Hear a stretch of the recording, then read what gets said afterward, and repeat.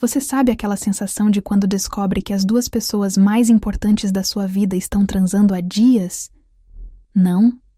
Então você teve sorte, porque eu descobri isso da pior forma possível, entrando sem avisar numa casa que não era minha e vendo meu marido de 15 anos com minha única irmã. E quer saber o que mais me deixou puta? Eles estavam rindo, como se fosse uma piada, como se eu fosse uma idiota. Sabe o que eu fiz? Quebrei tudo, literalmente tudo. O espelho, a cômoda, o abajur, e quase quebrei a cara dos dois também. Os vizinhos filmaram tudo. A polícia veio. E no outro dia, postei as fotos deles nas redes sociais para a família inteira ver. Agora são eles que andam de cabeça baixa. Antes da história começar, comente de onde está assistindo e deixe seu like. Olha, eu sempre me achei uma pessoa de sorte. Sério mesmo. Tinha um marido que parecia perfeito. Daqueles que lembra do aniversário de casamento, que ajuda com as crianças, que ainda me dava flores de vez em quando depois de 15 anos casados. E tinha minha irmã, que era praticamente minha melhor amiga desde que éramos pequenas. A gente perdeu nossos pais num acidente quando eu tinha 22 e ela 20. Foi ela quem me segurou quando eu pensei que não ia conseguir superar. Lembro dela segurando minha mão no velório, me obrigando a comer quando eu não tinha fome, dormindo na minha casa por semanas, até eu conseguir ficar sozinha sem chorar. Foi ela quem organizou meu casamento 2 anos depois. Quem escolheu as flores, quem segurou minha mão quando eu estava nervosa no altar. Quando meus filhos nasceram, ela virava praticamente uma segunda mãe. Ficava com eles quando eu e meu marido precisávamos sair, levava na escola quando eu não podia, fazia aniversário na casa dela com bolo caseiro e tudo. Era uma daquelas famílias que todo mundo inveja, sabe? Domingo sempre na casa dela ou na minha. Churrasquinho, as crianças brincando no quintal, nós 3 conversando sobre tudo.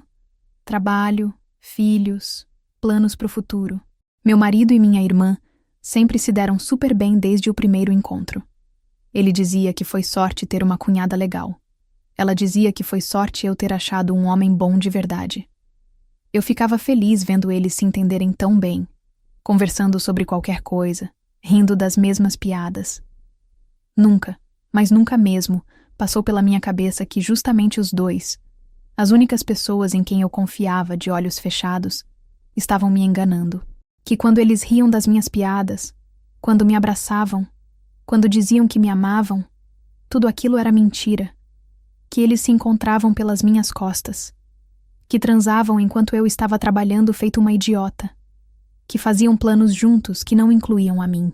Você já teve aquela sensação de que alguma coisa estava estranha, mas não conseguia colocar o dedo no que era?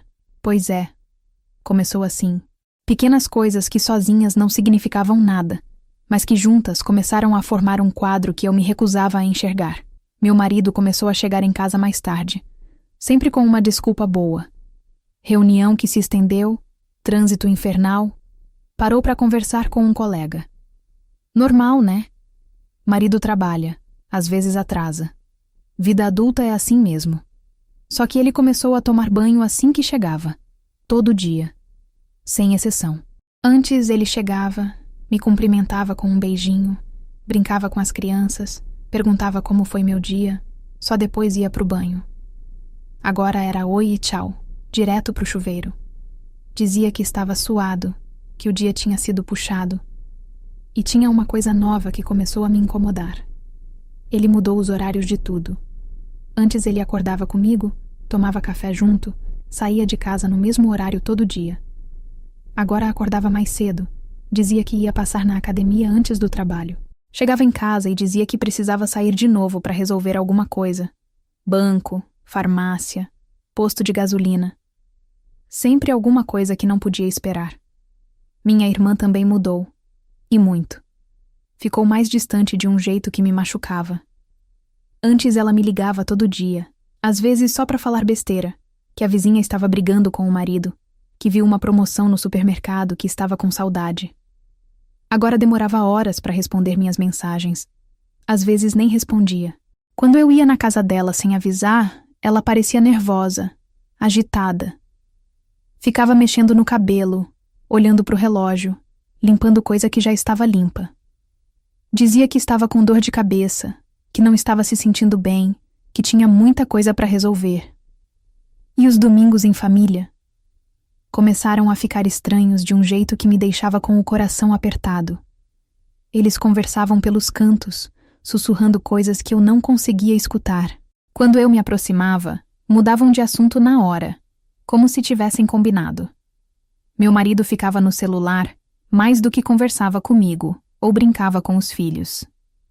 Minha irmã inventava desculpa para sair mais cedo. Tinha que ir no mercado antes de fechar. Tinha que passar na casa de uma amiga que estava precisando de ajuda. Sempre alguma coisa urgente que não podia esperar. Mas eu estava cega. Cega de amor. Cega de confiança. Cega de ingenuidade. Quando você ama alguém de verdade, quando confia de olhos fechados, você arranja explicação para tudo. Trabalho está puxado mesmo. Todo mundo sabe que a economia não está fácil. Ela está passando por uma fase difícil, deve ser TPM ou algum problema que ela não quer dividir. Casamento tem dessas fases mesmo. 15 anos não é pouco tempo. Todo mundo fica mais distante às vezes. É normal. Eu me convencia de que estava imaginando coisas, que estava sendo paranoica, neurótica, que estava criando problema onde não tinha, como minha mãe sempre dizia que eu fazia quando era criança. Quantas vezes eu me olhei no espelho e pensei: para de neurose, mulher. Tudo está normal. Você está ficando maluca. Quantas vezes eu me senti culpada por estar suspeitando das duas pessoas que mais amava no mundo inteiro. Até que uma segunda-feira, voltando do trabalho mais cedo porque tinha terminado minha parte do projeto, eu encontrei uma toalha molhada no banheiro da suíte. Molhada e perfumada, com um perfume que não era meu, que eu não usava. Era um perfume que eu conhecia muito bem, doce, floral, com uma nota de baunilha que era impossível de confundir. Era o que minha irmã usava todo santo dia desde que completou 18 anos. Meu marido tinha tomado banho. Isso era óbvio pela toalha molhada. Mas por que diabos minha toalha estava impregnada com o perfume dela? Comecei a prestar atenção em detalhes que antes passavam despercebidos pela minha cabeça. A casa tinha um cheiro diferente quando eu chegava do trabalho. Não era ruim, não era estranho, mas era diferente. Como se alguém tivesse estado ali, como se alguém tivesse usado meu espaço. Às vezes tinha copo sujo na pia que eu não tinha usado de manhã. Às vezes a cama estava arrumada de um jeito que não era o meu jeito de arrumar. O edredom puxado diferente, os travesseiros numa posição que eu nunca deixava. E aí, numa quinta-feira de tarde, aconteceu algo que deixou tudo ainda mais estranho. Eu estava fazendo aquela arrumação geral que toda dona de casa faz de vez em quando. Sabe quando você decide organizar tudo, jogar papel velho fora, deixar a casa tinindo? Estava arrumando a gaveta do criado mudo do meu marido quando encontrei um bilhete. Pequeno, dobrado várias vezes, escrito à mão numa letra cursiva. Uma letra que me pareceu familiar, mas que na pressa e na curiosidade eu não consegui identificar direito. Tentei ler, mas não consegui decifrar direito o que estava escrito. O papel estava meio amassado, como se tivesse sido guardado com pressa, e a tinta estava meio borrada em algumas partes. Consegui ver apenas algumas palavras soltas aqui e ali. Ontem. Incrível. Algo que parecia saudade ou vontade, mas não fazia sentido nenhum para o meu cérebro. Que bilhete era aquele? De quem? Por que meu marido estava guardando um bilhete escondido na gaveta? E por que esse bilhete parecia tão íntimo, tão carinhoso? Quando perguntei para ele mais tarde, na hora do jantar, ele deu de ombros como se fosse a coisa mais normal do mundo e disse que não sabia do que eu estava falando, que devia ser alguma coisa antiga, talvez algum recado do trabalho que ele esqueceu de jogar fora. Mas a voz dele estava diferente, estranha. Tinha aquele tom que a pessoa usa quando está mentindo e você sabe, mas não tem como provar. Aquele tom que faz seu estômago se revirar. Foi nesse exato momento que a pulga atrás da orelha virou uma inquietação constante, uma ansiedade que não passava. Não foi uma certeza, não foi uma descoberta bombástica. Foi uma sensação ruim no estômago que grudou e não saía mais. Uma voz na cabeça que ficava repetindo como um disco riscado. Alguma coisa não está certa. Alguma coisa está muito, muito errada aqui. Comecei a observar tudo com outros olhos. A prestar atenção em coisas que antes eu ignorava completamente. A questionar comportamentos que antes eu achava absolutamente normais. E quanto mais eu observava, mais essa sensação ruim crescia dentro de mim, como um tumor que vai aumentando devagar. Era como se eu tivesse colocado óculos depois de anos enxergando embaçado. De repente, detalhes saltavam aos meus olhos. A forma como ele desviava o olhar quando eu fazia certas perguntas.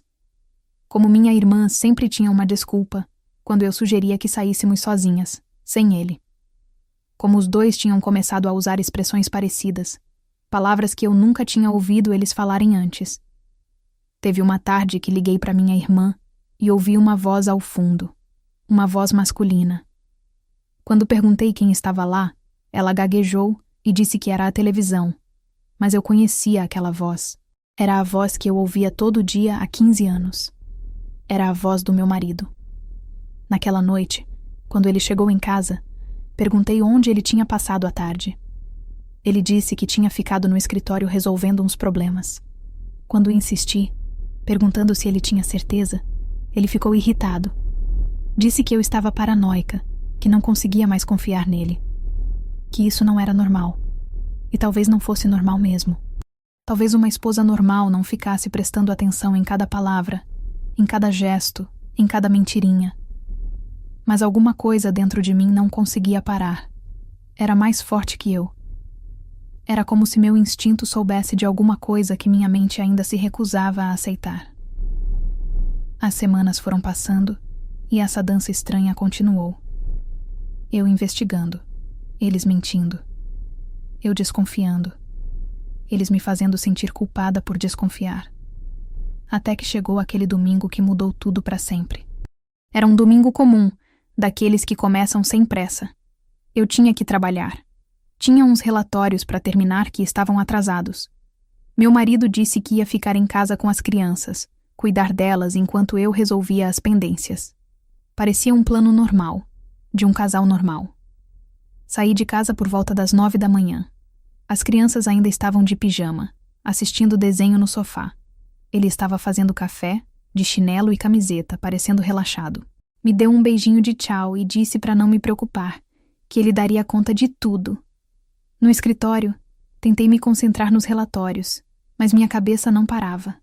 Aquela sensação ruim continuava lá, martelando. Cada vez que eu tentava focar no trabalho, vinha uma imagem na minha mente. Ele desviando o olhar, ela inventando desculpa, os dois sussurrando. Era como se meu cérebro estivesse tentando me avisar de alguma coisa. Por volta do meio-dia, terminei tudo mais rápido do que esperava. Pensei em ligar para casa, avisar que estava voltando, mas resolvi fazer surpresa. Talvez pudéssemos almoçar juntos, aproveitar o resto do domingo em família. Que idiota eu era. Quando cheguei na minha rua, a primeira coisa que me chamou a atenção foi o carro dele parado em frente à casa da minha irmã. Não na entrada da garagem, não no lugar de sempre. Estava meio escondido debaixo da árvore, como se ele não quisesse que ninguém visse. Meu coração disparou na hora. Uma série de pensamentos passou pela minha cabeça em segundos. Talvez ele tivesse ido lá para alguma coisa. Talvez ela precisasse de ajuda com alguma coisa pesada. Talvez fosse alguma emergência. Mas e as crianças? Onde estavam as crianças? Peguei meu celular e liguei para casa. Chamou e ninguém atendeu. Liguei para o celular dele, direto na caixa postal. Liguei para minha irmã. Ocupado. Tudo muito estranho, muito conveniente. Estacionei meu carro 2 casas antes e caminhei até a casa dela. O coração batendo tão forte que eu tinha certeza que os vizinhos conseguiam ouvir. Minhas mãos tremiam. Minha boca estava seca. Parte de mim queria voltar para o carro e ir embora. Fingir que não tinha visto nada. Continuar vivendo na mentira. Mas eu não conseguia. Precisava saber. Precisava ter certeza. A casa dela estava meio escura, cortinas fechadas. Tentei a porta da frente primeiro. Trancada. Fui para os fundos, pela portinha que dava para o quintal. Ela sempre deixava aberta. Mania antiga da família. mesmo eu sempre falando que era perigoso. Entrei devagar, sem fazer barulho. A cozinha estava vazia, mas tinha 2 copos na pia. 2 copos sujos, com resto de suco. Um com marca de batom. O batom que eu usava todo dia. Só que eu não tinha estado ali. Comecei a subir a escada, cada degrau parecendo uma eternidade. Ouvia vozes lá em cima. Vozes baixas, íntimas. Uma risada que eu conhecia bem. A risada dele. E uma voz feminina respondendo, sussurrando alguma coisa que eu não conseguia entender. Cheguei no corredor do 2º andar. A porta do quarto dela estava entreaberta. Uma fresta pequena, mas suficiente para eu ver o que estava acontecendo lá dentro. E o que eu vi fez meu mundo desabar. Eles estavam na cama. Na cama da minha irmã. Nus, abraçados, rindo de alguma coisa que ele tinha falado. Meu marido, o pai dos meus filhos, o homem que dormia do meu lado toda noite, estava transando com minha irmã. Com a única família que me restava no mundo. Não era só sexo. Era intimidade. Era carinho. Era amor. A forma como ele acariciava o rosto dela era a mesma que ele fazia comigo no começo do nosso relacionamento. A forma como ela olhava para ele era a mesma que eu via no espelho quando pensava nele. Eles não tinham pressa. Não era um caso de uma noite, não era um erro. Era um relacionamento, completo, real. Enquanto eu trabalhava feito uma idiota para sustentar a casa, eles se encontravam na cama da minha própria irmã. E o pior de tudo, eles estavam felizes, rindo, sem culpa nenhuma, como se eu não existisse, como se os 15 anos que eu vivi com ele não significassem nada, como se toda a nossa história de irmãs não valesse uma merda. Foi nesse momento que eu surtei. Empurrei a porta com força e entrei gritando. Não sei nem o que eu gritei primeiro. Acho que foi filhos da puta mesmo, bem alto, com toda a raiva que eu tinha guardada durante semanas. Os 2 pularam da cama como se tivessem levado um choque. Ele tentou pegar a cueca, ela tentou se cobrir com o lençol, mas era tarde demais. Eu tinha visto tudo. Tinha visto a mentira na cara deles.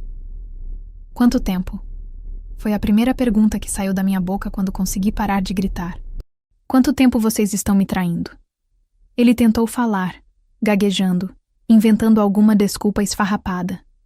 Ela ficou em silêncio, só olhando para o chão, como se tivesse vergonha. Vergonha só agora que foi pega. Quanto tempo? Eu gritei de novo, mais alto. 3 semanas, ela sussurrou. 3 semanas. 20 e poucos dias. Era tão recente que ainda doía mais. Significava que tudo que eu tinha percebido estava certo. Os sinais, as mudanças, a distância. Tudo tinha começado há 3 semanas. E eu já estava sentindo na pele. Enquanto eu trabalhava, cuidava dos filhos, fazia comida, lavava roupa, organizava a casa, eles estavam transando, planejando encontros, rindo de mim pelas minhas costas. A raiva que subiu foi uma coisa que eu nunca tinha sentido na vida. Uma fúria que vinha de um lugar que eu nem sabia que existia dentro de mim. Parti para cima dela. Queria bater. Queria quebrar. Queria machucar do jeito que eles tinham me machucado. Empurrei a cômoda com tanta força que ela bateu na parede e rachau. Peguei o espelho da penteadeira e joguei no chão. O barulho do vidro se estilhaçando foi a coisa mais satisfatória que eu ouvi naquele dia. Arranquei o abajur da tomada e tacei na parede.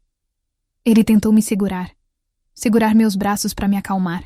Foi aí que eu virei para ele e dei um tapa na cara dele com tanta força que minha mão ficou doendo por dias. Um tapa que ecoou no quarto inteiro. Não me toca, seu lixo. Minha irmã tentou falar alguma coisa, tentou me mandar parar. Erro dela. Porque foi aí que a porrada comeu de verdade. Pulei em cima dela, puxei o cabelo, arranquei, bati. Ela tentou me bater de volta, me arranhou o braço, mas eu estava possuída. Estava 15 anos de raiva concentrada numa pessoa só. A vizinhança toda acordou com o barulho. Teve gente na janela, teve gente filmando, teve gente gritando. Alguém chamou a polícia. Mas eu não parava. Não conseguia parar. Era como se toda aquela raiva represada tivesse encontrado uma válvula de escape. Quando a polícia chegou, o quarto estava destruído. Espelho quebrado, móveis fora do lugar, roupas espalhadas. Ela estava com o rosto arranhado e eu com o braço sangrando. Ele estava tentando se vestir e explicar a situação para os policiais. Me levaram para a delegacia. Lesão corporal, dano ao patrimônio, perturbação do sossego. Uma lista de crimes que eu nunca imaginei que cometeria na vida. Mas naquele momento, eu não me importava. Eu queria que todo mundo soubesse quem eles eram. Queria que todo mundo visse a mentira que eles viviam. Está gostando da história? Se você assistiu até aqui, ajude o canal deixando seu like e se inscrevendo no canal. Seu feedback é muito importante para mim. Agora, vamos continuar a história. Na delegacia, eles tentaram me acalmar, como se fosse possível. Como se alguém pudesse me explicar como lidar com a situação de descobrir seu marido transando com sua única irmã. Os policiais falavam de mediação, de resolver as coisas em família, de evitar processos. Eu ouvia tudo como se estivesse debaixo d'água. Ele chegou na delegacia 1 hora depois, já vestido, com cara de quem não tinha dormido. Trouxe as crianças. Coitadas, não entendiam nada do que estava acontecendo. Só sabiam que a mamãe tinha sumido de casa e agora estava num lugar cheio de policiais. Quando me viu, tentou se aproximar. Tentou falar comigo como se nada tivesse acontecido, como se eu não tivesse acabado de flagrar ele na cama com minha irmã. Precisamos conversar. Conversar? Eu ri. Uma risada amarga, sem graça nenhuma. Sobre o quê? Sobre como vocês são uns mentirosos? Sobre como vocês me enganaram durante 3 semanas? Sobre como você estava fudendo com minha irmã enquanto eu estava trabalhando? As crianças me olharam assustadas. Eu nunca falava palavrão na frente delas. Mas naquele momento, eu não conseguia me controlar. Não conseguia filtrar nada. Ele pediu para conversar reservado. Os policiais arranjaram uma sala pequena, dessas de interrogatório que você vê em filme. Nós 2. Uma mesa, 2 cadeiras. Como se fôssemos resolver 15 anos de casamento e uma traição numa conversa de meia hora. Foi um erro, ele começou. Não significou nada. Mentira. Eu tinha visto a intimidade entre os 2. A forma carinhosa como eles se olhavam. Aquilo não era um erro. Era um relacionamento. 3 semanas não é um erro. 3 semanas é uma escolha. Ele tentou me convencer de que tinha sido só sexo, que estava passando por uma crise, que se sentiu atraído por ela, mas que não amava ela, que amava só a mim, que queria salvar nosso casamento. Eu ouvia aquelas palavras e sentia nojo. Nojo dele, nojo da situação, nojo de mim mesma por ter sido tão ingênua. Como eu não percebi antes?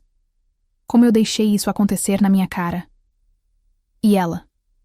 Também foi só sexo pra ela? Ele ficou em silêncio. Não conseguiu responder. Porque ele sabia que não era só sexo. Pelo menos não da parte dela. Minha irmã sempre foi apaixonada por ele. Desde o primeiro dia que eu levei ele em casa, ela ficou diferente. Eu achava que era timidez, que ela estava sendo educada. Que idiota. Saí da delegacia 3 horas depois. Sem marido, sem irmã, com 2 filhos assustados e uma vida completamente destruída. Ele me implorou para voltar para casa, para conversar com calma, para tentar resolver. Eu disse que a única coisa que eu queria resolver era como ele ia sair da minha casa. As crianças precisam do pai. As crianças precisam de um pai que não seja um mentiroso. Chegando em casa, a primeira coisa que fiz foi mudar a fechadura. Não ia deixar ele entrar quando quisesse, fingir que tudo estava normal. Peguei as roupas dele, as coisas pessoais, e botei tudo numa mala. Em 2 horas, 15 anos de vida compartilhada viraram bagagem. As crianças não entendiam por que o papai não ia dormir em casa. Tentei explicar de um jeito que elas pudessem entender. Mas como você explica traição para uma criança? Como você fala que o papai magoou muito a mamãe, sem destruir a imagem que elas têm dele? Durante os dias seguintes, ele tentou de tudo. Flores, ligações, mensagens. Aparecia na porta de casa dizendo que queria conversar, que tinha terminado tudo com minha irmã. que queria nossa família de volta. Mas eu não conseguia mais olhar para ele da mesma forma. Cada vez que ele falava, eu via ele na cama com ela. Cada vez que ele dizia que me amava, eu lembrava da forma como ele olhava para ela. Cada promessa que ele fazia soava falsa, vazia. Minha irmã também tentou contato. Mandou uma carta pedindo desculpas. Uma carta longa, dizendo que se arrependia, que não queria ter magoado, que foi mais forte que ela, que sempre sentiu alguma coisa por ele, mas que nunca ia agir se eu não tivesse comentado que nosso casamento estava meio parado. Parado? Eu falei que nosso casamento estava parado? Tentei lembrar. Talvez numa dessas conversas de irmã, numa dessas reclamações bobas que todo casal tem, eu tenha comentado alguma coisa. E ela usou isso como desculpa para justificar a traição. Rasguei a carta sem terminar de ler. O pior era a solidão. Eu tinha perdido as 2 pessoas mais importantes da minha vida no mesmo dia. Não tinha mais ninguém para conversar sobre os problemas. Não tinha mais ninguém para dividir as responsabilidades das crianças. Não tinha mais família. Os vizinhos olhavam com cara de dó. Alguns vinham oferecer ajuda. Outros só queriam saber dos detalhes da fofoca. A história tinha se espalhado rapidamente. Mulher descobre marido com a irmã. Quebra tudo. Vai presa. Eu tinha virado o assunto da semana na vizinhança. Mas uma coisa eles não sabiam ainda. Uma coisa que eu estava planejando desde que saí da delegacia. Se eles achavam que eu ia ficar quieta, se esconder, morrer de vergonha, estavam muito enganados. Eu tinha fotos. Fotos que eu tirei com meu celular antes de surtar e quebrar tudo.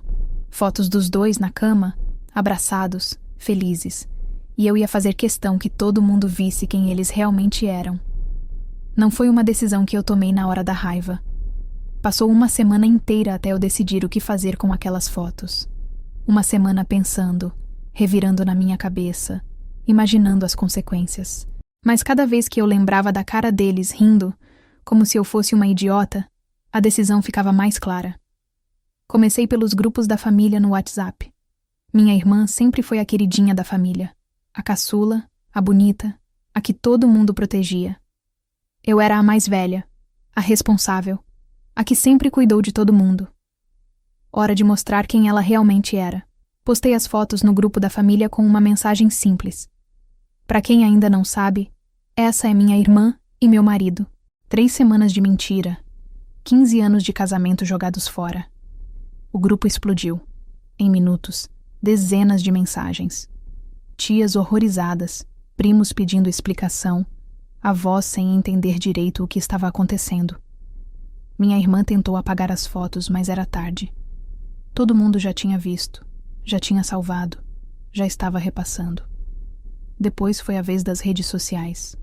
Facebook, Instagram, até no LinkedIn eu postei. Marquei eles 2, marquei amigos em comum, familiares, colegas de trabalho. Queria que todo mundo soubesse. Que ninguém mais caísse na lábia dos 2. Cuidado com essas 2 pessoas. Elas mentem, traem e enganam quem mais confiam nelas. Hoje descobri que há 3 semanas eles vêm se encontrando pelas minhas costas. Na cama da minha própria irmã. A reação foi imediata. Centenas de comentários, compartilhamentos, mensagens privadas. Amigos que não falavam comigo há anos apareceram para oferecer apoio. Pessoas que eu nem conhecia direito começaram a seguir a história, comentar, opinar. Meu ex-marido me ligou desesperado 2 horas depois das postagens. Você enlouqueceu? Tira isso do ar agora. Por quê? Está envergonhado? Não deveria. Vocês pareciam tão felizes nas fotos. Pensa nas crianças. Isso vai afetar elas. Hipócrita. Quando estava transando com minha irmã, não pensou nas crianças. Quando mentiu para mim durante 3 semanas, não pensou nas crianças. Agora vinha me falar de consequências? Minha irmã tentou uma abordagem diferente. Apareceu na minha porta chorando, implorando, dizendo que eu estava destruindo a vida dela, que ela ia perder o emprego, que os amigos estavam dando as costas, que a família inteira estava contra ela. É assim que eu me senti quando descobri vocês 2 juntos. Mas não precisava expor assim. A gente podia ter conversado. 3 semanas, irmã.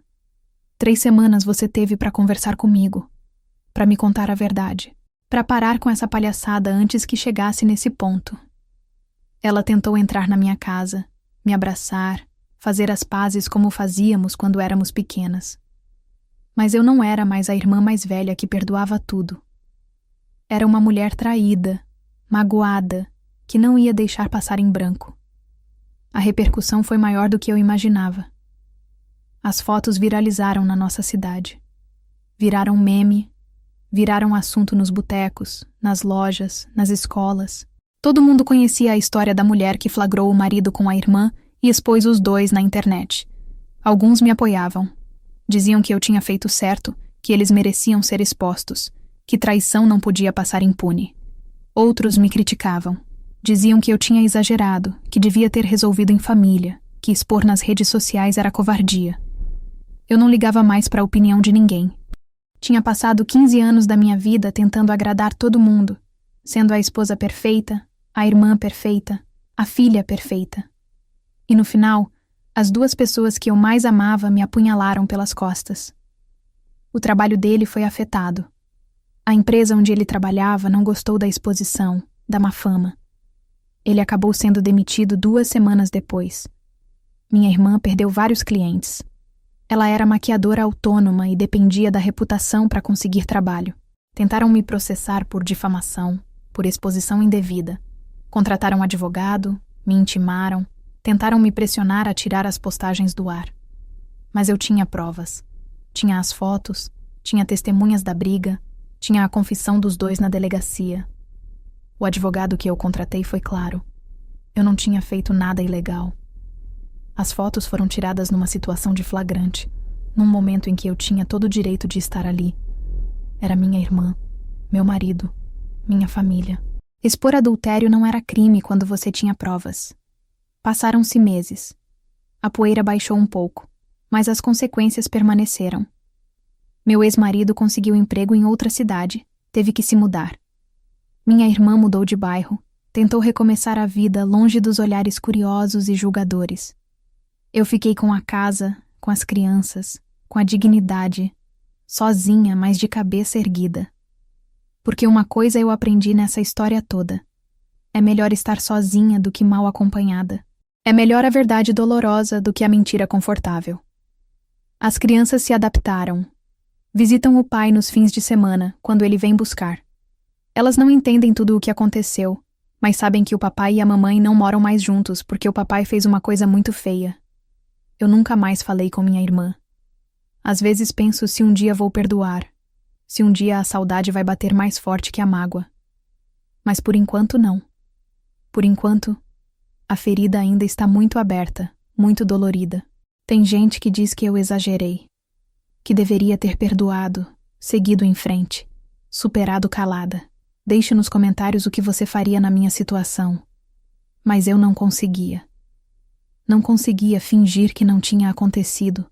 Não conseguia engolir a humilhação em silêncio. Se fizeram merda em público, iam ser expostos em público. Simples assim. 2 anos depois, eu posso dizer que tomei a decisão certa.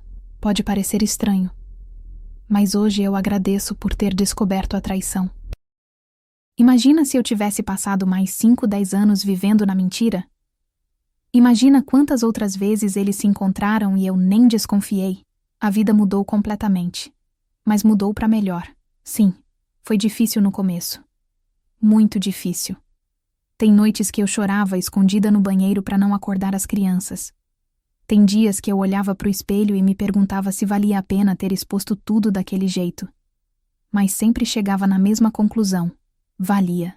Porque sabe o que acontece quando você para de fingir que está tudo bem? Quando você para de engolir sapo e aceitar migalha? A vida melhora. As pessoas certas aparecem.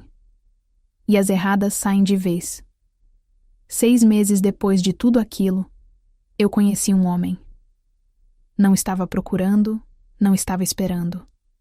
Estava numa consulta médica com a minha filha e ele estava lá com o filho dele. Começamos a conversar na sala de espera sobre criança, sobre escola, sobre vida. Uma conversa simples, sem pretensão. Ele sabia da minha história. Todo mundo na cidade sabia. Mas sabe o que ele me disse quando eu contei tudo nos detalhes? Se fosse comigo, eu teria feito a mesma coisa. Não me julgou. Não disse que eu exagerei. Entendeu minha dor e minha raiva. Fomos devagar. Muito devagar. Porque eu tinha medo de confiar de novo. Tinha medo de me entregar e descobrir que era tudo mentira outra vez. Mas ele foi paciente. Foi carinhoso. Foi honesto desde o primeiro dia. E as crianças? Elas adoraram ele. Não como substituto do pai. Isso nunca vai acontecer. Mas como alguém que trata elas bem, que brinca, que ajuda com a lição de casa, que está presente nos momentos importantes. Meu ex-marido ficou um tempo sumido da vida das crianças. Depois que foi demitido, depois que toda a cidade ficou sabendo da história, ele meio que desapareceu. Ligava de vez em quando, prometia visitar, mas não aparecia. As crianças sofreram com isso no começo, mas depois se acostumaram. Hoje ele reapareceu, conseguiu um emprego em outra cidade, refez a vida. Casou com uma mulher mais nova. Não é minha irmã, graças a Deus. Eles terminaram o relacionamento alguns meses depois de toda a confusão. Acho que a exposição pública foi demais até para eles. Ele vem buscar as crianças um fim de semana por mês. Chegou a me pedir desculpas. Já faz quase um ano. Disse que estava arrependido, que fez merda, que perdeu a família por besteira.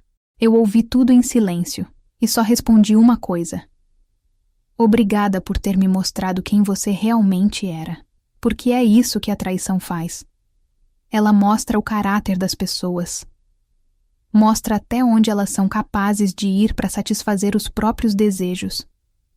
Mostra o quanto você realmente vale na vida delas. Minha irmã também tentou se reaproximar. Mandou cartão no meu aniversário, no Natal, no Dia das Mães, sempre com uma mensagem parecida. Saudade, arrependimento, vontade de conversar. Eu nunca respondi. Nunca demonstrei interesse em reatar a relação. Não é ódio, não é rancor, é proteção. Porque quando uma pessoa é capaz de te trair uma vez, ela é capaz de trair de novo. E eu aprendi que perdoar não significa voltar a confiar. Perdoar é libertar o seu coração da mágoa. Confiar de novo é outra história. Alguns familiares me criticam até hoje.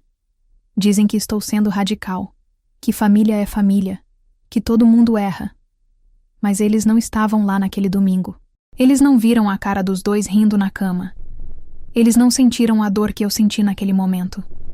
E tem uma coisa que eu descobri nesses 2 anos. Você não precisa manter pessoas tóxicas na sua vida só porque são família. Sangue não justifica desrespeito. Parentesco não é carta branca para fazer merda. Eu construí uma família nova, com pessoas que me respeitam, que me valorizam, que estariam ao meu lado numa boa e numa ruim. E isso inclui o homem que estou namorando há mais de 1 ano. Inclui amigos verdadeiros que apareceram depois de toda essa confusão. Inclui até vizinhos que se tornaram amigos próximos.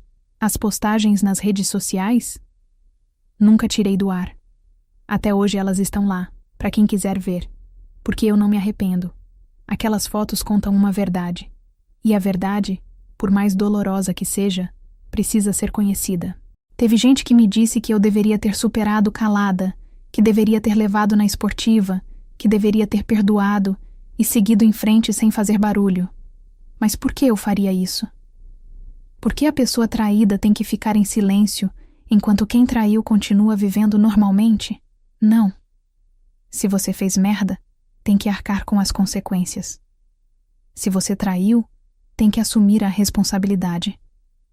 Se você mentiu, tem que conviver com o fato de que todo mundo vai saber que você é mentiroso. O mais irônico de tudo é que hoje eu vivo melhor do que vivia antes. Sou mais feliz, mais livre, mais eu mesma. Não preciso mais fingir que está tudo bem quando não está. Não preciso mais engolir sapo para manter a paz. Não preciso mais aceitar migalha achando que é amor. As crianças também estão bem. Melhor do que eu imaginava que estariam. Elas entenderam, cada uma no seu tempo e do seu jeito, que às vezes as pessoas fazem escolhas ruins e que essas escolhas têm consequências. Elas aprenderam que não é normal mentir, não é normal trair, Não é normal desrespeitar quem você ama. E sabe qual foi a melhor lição que eu dei para elas? Que quando alguém te machuca, você não precisa ficar quieta. Você tem direito de se defender, de expor a verdade, de buscar justiça. Você não precisa ser vítima em silêncio. Teve um dia, uns 6 meses atrás, que a minha filha mais velha chegou da escola contando que uma coleguinha estava namorando o namorado da melhor amiga. E ela falou uma coisa que me encheu de orgulho. Mãe, isso não está certo. A amiga dela precisa saber. Pronto. Missão cumprida. Eu ensinei para as minhas filhas que a verdade é sempre melhor que a mentira. Que lealdade se conquista com atitudes, não com palavras. Que respeito é fundamental em qualquer relacionamento.